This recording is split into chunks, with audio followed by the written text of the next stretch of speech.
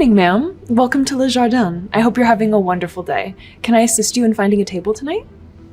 Oh, I doubt it. Well, I'd be more than happy to find a comfortable spot for you. We have some lovely tables near the window if you'd like to enjoy the view lights of the city. I don't care about the view. I care about the service, which I can already tell is lacking. I'll find my own table, thank you. Of course, ma'am. If there's anything else you need, please don't hesitate to ask. I'm here to make sure you have a wonderful experience tonight. Oh, I'll be fine on my own. You can save your little rehearsed speeches for someone who actually needs them.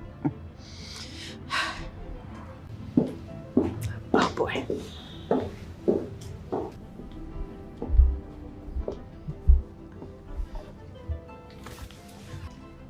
Here you go, ma'am. Here's the menu for tonight. We have some wonderful specials, including our chef's signature dish, the... Well, no need for all that. Just bring me the most expensive items you have. I assume those are at least edible. Of course, ma'am. Our chef's recommendations include a delightful truffle risotto and a Wagyu steak that... Did I stutter? I said the most expensive. I don't need a lecture on food. Just make it happen. Yes, ma'am. I'll make sure everything is prepared to perfection. Can I get you started with something to drink while the kitchen gets your order ready? We have an excellent selection of wines. Oh, for heaven's sake, just bring your signature cocktail and don't keep me waiting. Not that I expect much from this place. I'll bring that out right away. Please let me know if there's anything else I can do for you, ma'am. Well, I hope your bartender knows how to mix. I've seen enough amateurs ruin a good drink.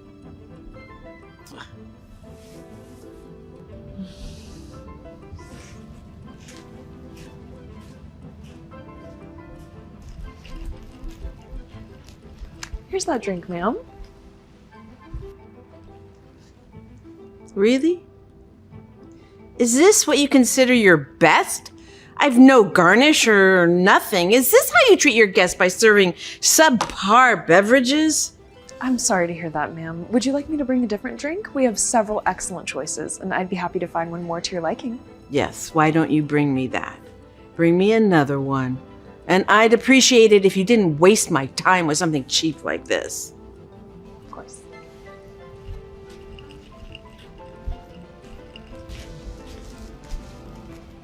I hope this drink is more to your liking. A twist on the classic espresso martini using our finest whiskey.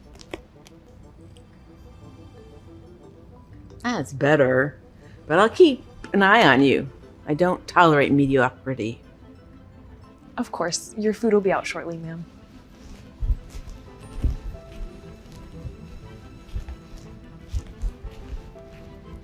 Here's your bill, ma'am. I hope you enjoyed your meal this evening. Enjoyed it? I don't think that's quite the right word, do you?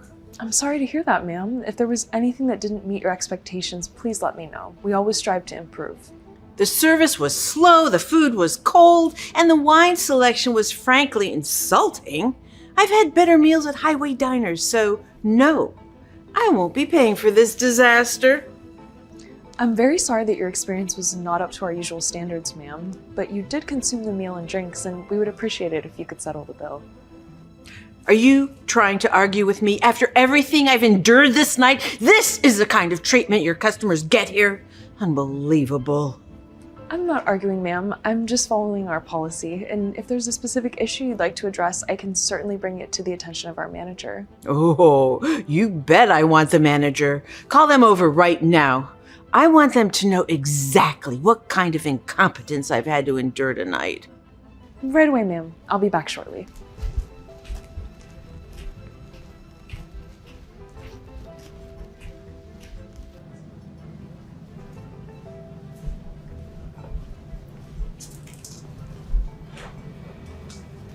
Good evening, ma'am. I'm Frank, the manager. I understand you've had some concerns with your dining experience tonight? Yes, I do. This meal was a disaster from start to finish. The food was appalling and the service was even worse. I refused to pay for something that didn't meet even the most basic standards. I'm very sorry to hear that you were dissatisfied, ma'am. I reviewed the service tonight and I can assure you that our staff did their best to accommodate your requests. However, we do ask the guests pay for the food and drink they have ordered. If you're unhappy, we can certainly discuss a partial adjustment. Adjustment? You think I care about a discount? This is about principle. I've been mistreated all night, and I will not pay a single cent. Ma'am, I'm going to have to insist that you pay the bill. If there are complaints you wish to file, we can discuss them, but we'll need to settle this account first. I'll tell you what's going to happen. You're going to void this bill, and I'm going to walk out of here, or I'll make sure everyone in the city knows how terrible your restaurant is. Ma'am, I understand your concerns and I appreciate you bringing them to our attention. However, our policy is clear. We ask that guests pay for the services and meals they've received. We're happy to address your feedback, but it doesn't change the fact that you dined with us tonight. Oh, you think you're so righteous, don't you? Standing there, pretending to be in control. Do you have any idea who I am? I could buy this whole restaurant if I wanted to. I'm sure your little career can't handle a scandal, Frank. I'm sure you're someone important, ma'am, but that doesn't change how we treat our staff and run our business. We believe in fairness, and I will not compromise on that. We're happy to discuss a partial adjustment to your bill, but leaving without paying, it just isn't an option. Fine. Let's see how you handle this once you realize who you've been talking to.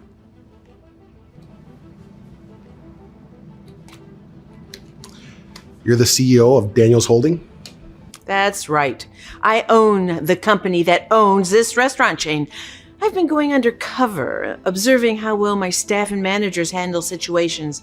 And, well, let's just say it's been enlightening. I came here tonight to see how you'd react under pressure, and you didn't disappoint. But let's be clear, Frank. I can make or break this place, so I suggest you rethink your stance before I decide if you deserve to keep that job title. Ma'am, I appreciate you revealing who you are, and I respect your position, but it doesn't change how we do things here. Our staff works hard, and they deserve to be treated with respect. I believe in holding ourselves to high standards, whether the guest is a regular diner or the CEO of our company. If that means standing by my team and enforcing policies, then that's what I'll do. We'll cover the cost of your meal tonight, but I won't apologize for expecting decency and respect from everyone in this establishment. That's the standard I hold myself to, and it's what I expect from my team. Well, well. I'm impressed, Frank. Truly. You stood by your staff, even when you thought it might cost you. That's the kind of leadership I've been looking for. All right. Enough with this drama. I'm not actually here to cause trouble. I'm here because I needed to see how well my staff and managers could handle a difficult customer. And you two did exactly what I hoped you would. Congratulations. You passed the test. So, you were testing us? Yes. I wanted to see professionalism, patience, and integrity. And you both showed that, even when you thought I was just another difficult guest. So thank you. And don't worry, the bill's on me tonight. Wow. Now, if you'll excuse me, I'd like to officially introduce myself to the rest of the team. I think it's time to reward some well-deserved hard work.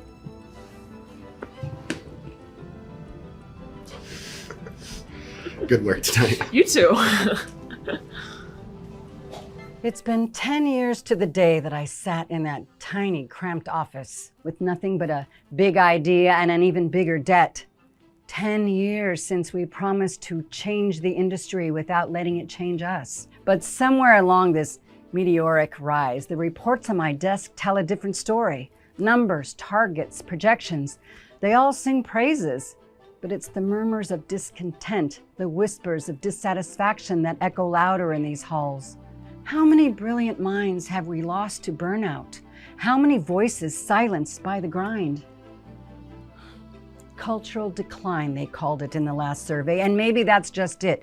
Cultural doesn't just decline on its own, does it? It's eroded bit by practices we ignore and behaviors we excuse because the numbers look good at the end of the quarter. No, I didn't build this company to be a machine where you input young, passionate professionals on one end and get burned out husks on the other. We promised a place where innovation thrives, where every person feels valued, heard, and respected.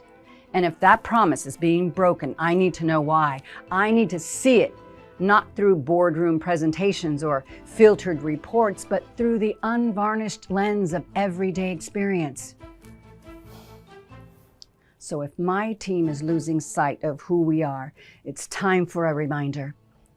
Isn't it? Time to walk these halls not as Jessica, the CEO, but as someone who truly sees and hears what's happening. If I need to go undercover to bring back the soul of this company, then that's what I'll do.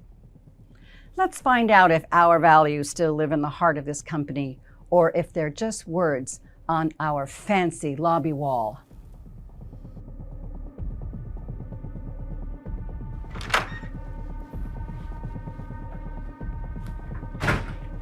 You're the new secretary, right? Well, these need to be sorted, filed, and cataloged by lunch. And make sure the Henderson account files are on top of my desk within the hour. You think you can manage that without any mistakes? Or is multitasking beyond your skill set? Everything will be ready as you requested, Mr. Mark. It's Mark, just Mark. Remember, we're all about efficiency here. Time is money, and I hate wasting both. Mark, I've completed the financial analysis for the presentation next week. I've included the additional projections you asked for and cross-referenced them with last quarter's figures. Just add it to the pile over there. And Sarah, it's about time you start taking some initiative. Maybe by start getting me my afternoon coffee, 2 sugars, no cream. Surely that's not too complicated? Yes, of course, Mark. I'll bring it right over. Great. And Sarah, about your report presentation, try and sound confident, will you? You mumble through it every time. It's not just about having the numbers, it's about commanding the room. You do know that, right? I understand. I'll work on that. Thank you for the feedback. What's with the look, Jenny? You got something on your mind? Just focusing on the task at hand, Mark. The Henderson files will be with you shortly. Yeah, see that they are. And Jenny, I noticed you're a bit slow on the uptake. This isn't some mom and pop shop. We operate at a pace here, okay? So keep up or you'll find yourself out the door. There's a difference between fast pace and chaos, between leadership and tyranny. Did you just say something, Jenny? Just reminding myself about your coffee preferences, Mark. I wouldn't want to make a mistake. Smart. And remember, perception is everything. How you present yourself and your work, it all counts.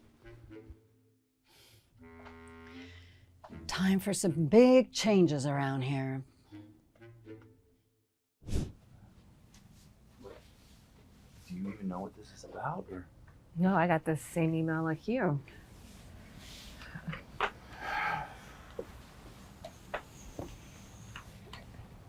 Jenny? Is that you? Did you call this meeting?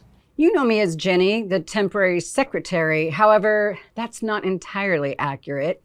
I am Jessica Carter, your CEO. I've spent the past few weeks among you not just to observe, but to understand our company from the ground up, our strengths, and more critically, our weaknesses. Mark, your work is impressive, but it is not just our profits that I am concerned with. It's our people. Jessica, I assure you, my team... Your team operates under a cloud of fear, Mark. You lead not by inspiring, but by belittling. This is not the leadership model we aspire to at our company. But Sarah has shown not only remarkable skill in her work, but also resilience under undue pressure. Effective immediately, I am removing Mark from his managerial position.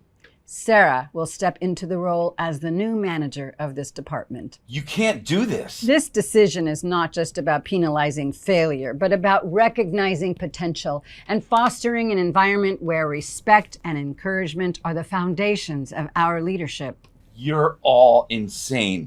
We are here not only to succeed, but to grow as individuals and as a collective. Under Sarah's leadership, I believe this team will thrive in ways it hasn't before.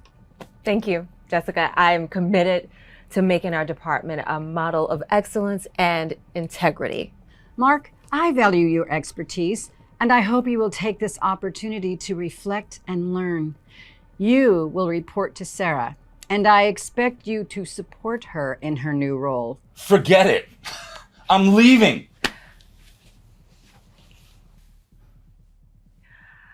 Let this be a turning point for us all. Let's remember why we are here and who we are here for. You can count on me, boss. I won't let you down. It's been 10 years to the day that I sat in that tiny, cramped office with nothing but a big idea and an even bigger debt. 10 years since we promised to change the industry without letting it change us. But somewhere along this meteoric rise, the reports on my desk tell a different story. Numbers, targets, projections, they all sing praises. But it's the murmurs of discontent, the whispers of dissatisfaction that echo louder in these halls. How many brilliant minds have we lost to burnout? How many voices silenced by the grind?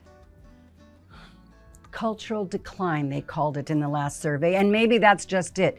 Cultural doesn't just decline on its own, does it?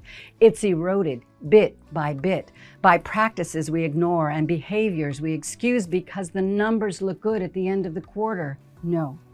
I didn't build this company to be a machine where you input young, passionate professionals on one end and get burned out husks on the other. We promised a place where innovation thrives, where every person feels valued, heard, and respected. And if that promise is being broken, I need to know why. I need to see it, not through boardroom presentations or filtered reports, but through the unvarnished lens of everyday experience. So if my team is losing sight of who we are, it's time for a reminder. Isn't it? Time to walk these halls not as Jessica, the CEO, but as someone who truly sees and hears what's happening. If I need to go undercover to bring back the soul of this company, then that's what I'll do. Let's find out if our values still live in the heart of this company, or if they're just words on our fancy lobby wall.